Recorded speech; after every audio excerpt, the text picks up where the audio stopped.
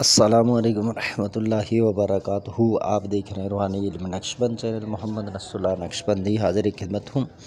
انشاءاللہ امید ہے آج کے بعد میں کوشش کروں گا ٹائم نکالوں اور سامنے بیٹھ کر آپ کے جو ہے وہ ویڈیو بناؤں تاکہ آپ ہمیں دیکھ سکیں۔ تو یہ ہے کچھ مصروفیات کی وجہ سے ہم لائیو بھی نہیں آ رہے ہیں اور ویڈیو بھی نہیں بنا رہے ہیں، ایسے وائس کی صورت میں آپ تک جو ہے وہ پیغام پہنچا رہے ہیں۔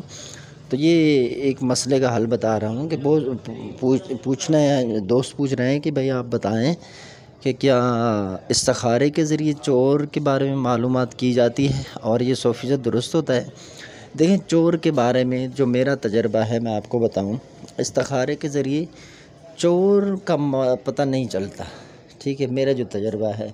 ہاں، اس میں یہ ہے کہ بتا دیا، اشارہ ملتا ہے کہ یہ ہے، وہ فلاں ہے، اتنے عمر کا ہے، یہ ہے، لیکن یہ بھی 100% نہیں ہوتے۔ اور میں نے اکثر چور کے لیے جب بھی استخارہ کیا وہ کبھی بھی صحیح ثابت نہ ہوا۔ ہاں، دوسرے اعمال کے ذریعے، علم نجوم کے ذریعے، علم جفر کے ذریعے معلوم کیا تو وہاں کبھی کبھی پتہ چلتا ہے، لیکن استخارے میں یہ ہے مشورہ کرنا ہے اپنے رب سے کہ فلاں کام میرے حق میں بہتر ہے یا نہیں ہے۔ تو یہ اس طرح کے، اور بیماری بڑی کے بارے میں پوچھا جاتا ہے، یہ چیزیں بہتر ہوتے ہیں اور اس میں صحیح ثابت ہوتے ہیں۔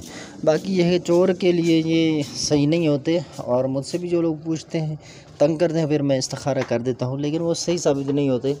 اور ایک بندے کے بارے میں نام آئے تو پھر اس کا نہیں ہوتا، دوسرا ہی ہوتا ہے۔ تو اس لیے چور کے بارے میں جو ہے وہ احتیاط کریں۔ یہ چور جو ہے یہ استخارے سے معلوم نہیں کیا جاتا، اس کے لیے حاضرات کریں یا دیگر جو اعمال ہیں وہ کریں۔